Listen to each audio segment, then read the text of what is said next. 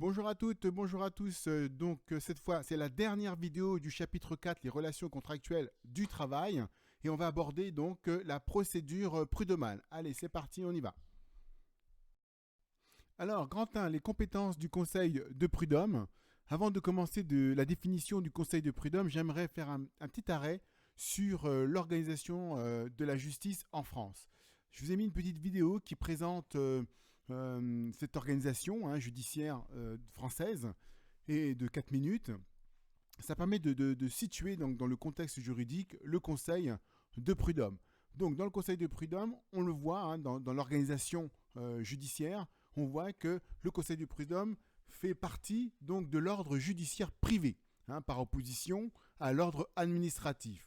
Et que le conseil des prud'hommes, dans l'ordre judiciaire privé, il y a deux matières, la matière civile et pénale, et que le conseil de prud'homme se trouve au niveau civil. Une instance donc de premier degré, d'accord, qui va émettre un jugement, et si l'une ou l'autre des deux parties n'est pas d'accord, il peut effectivement faire appel. Il a un mois pour faire appel, et dans ces cas-là, on s'adresse à la cour d'appel, mais plus précisément à la chambre sociale de la cour d'appel, et en cas de désaccord encore l'une ou l'autre des parties, donc ici entre l'employeur et le salarié, c'est individuel, c'est au cas par cas, eh bien l'une ou l'autre des parties peut très bien demander un pourvoi en cassation. Donc je rappelle, le conseil de prud'homme est une instance de premier degré, alors que la cour d'appel est une instance de deuxième degré. Et puis après, au-delà de ça, vous avez la cour de cassation, où là, toujours pareil, c'est la chambre sociale de la cour de cassation qui va rendre sa décision.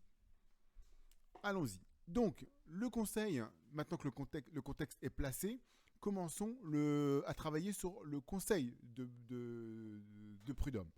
Donc, le conseil de prud'homme, lui, il est chargé, comme je l'ai dit tout à l'heure, à régler les conflits individuels entre l'employeur et les salariés pour tous les éléments qui concernent le contrat de travail. Un contrat de travail de droit privé, puisque le contrat de travail de droit public sont réglés de l'ordre administratif. Le conseil de prud'homme, donc on va voir que le conseil de prud'homme qui est compétent pour statuer sur les affaires, sur les litiges entre employeurs et employés, et celui du lieu de travail ou encore celui du siège de l'entreprise où le salarié a été employé. Grand 2, donc l'organisation du conseil de prud'homme. Donc, contrairement aux autres juridictions, eh bien, le conseil de prud'homme n'est pas composé de juges professionnels, mais de conseillers prud'homaux. Alors, qui sont-ils? Eh bien, il y a une liste qui émane de salariés, qui émane des syndicats des salariés, et une liste d'employeurs qui émane des organisations patronales. Et c'est ensuite le ministère du Travail et de la Justice qui vont, parmi la liste, choisir des salariés et des employeurs en respectant la parité salarié-employeur, mais aussi en respectant la parité homme-femme. Ces conseillers prud'homaux sont élus pour 4 ans.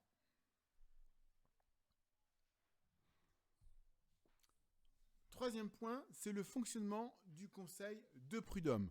Alors, quand il y a un litige individuel entre l'employeur et le salarié, un litige lié au contrat de travail, on fait une saisine, l'un ou l'autre des parties fait une saisine du conseil de prud'homaux, conseil de prud'homme. Tout d'abord, avant le jugement, il y a une conciliation. Cette conciliation est faite par un juge salarié et un juge employeur.